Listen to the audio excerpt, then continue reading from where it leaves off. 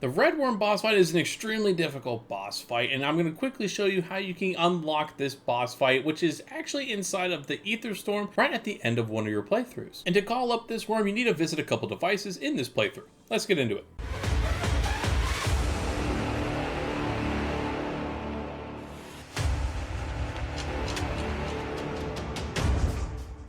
So I mentioned you have to find a couple devices, and there's going to be 4 of these devices scattered throughout the map at random locations. There is a map in 2 different locations that you can find that will actually show you all 4 of these locations, so you don't have to guess where they are going to be. The first building is going to be the Orlov military base. It's going to look like an old packaging plant of some kind. Make your way to the second story in the main building that you're seeing on the screen, and you're actually going to find this giant map that shows the entire map, along with 4 small photos that tell you the exact locations that you're going to need to find these little USB towers. There's a second location, which is on the opposite side of the map. I don't know if this location has a particular naming convention around it, but go to this particular building that I'm showing you here on the map and make your way to the second floor. It's going to be right next to one of the rune portals that randomly spawns. In these 4 separate locations that you now see from the map rooms, you're going to come across these different consoles, these USB devices. What you're going to have to do is simply activate the console. You have a little bit of time for it to actually be activated, so if you're around zombies, I definitely recommend you get rid of them first, and you'll know you completed the activation correctly when this computer spits out a calibration data USB drive. You're going to have to find 3 more of these outside the one that you just found. Now, these are very easy things to find, and there's a lot of maps already created for these locations, but I'll run through them as well just so you have them in the same video. At the top left of the map where one of the map rooms is, you're going to see one of the statues, I guess. One of those main areas is going to be on one of those little ledges in this area. Moving down to the Seaport District, I call this area the Seaport Apartments. You're going to find a central area that looks like a little circle in the middle, kind of a meeting area. You're going to find another one here potentially. A little farther south in Zarvos City, you're going to come across this building where you see the characters in my game running around. It's like a broken down office building. It's going to be on the very top of this. Next location will be the bottom left side of the map in this kind of interesting building with a bunch of waterworks, a bunch of different fountains. This is another area that you're going to find this sitting around. Over in the Zarvon suburbs near the Opera House, or right on the Opera House, I actually never got this one myself when I went through this, but there's also one in this location. Near Shaheen Manor, you're also going to come across this little dock just south of the actual manor. You're going to find another one at this location. It's just right on top of it. There's 2 layers to this dock.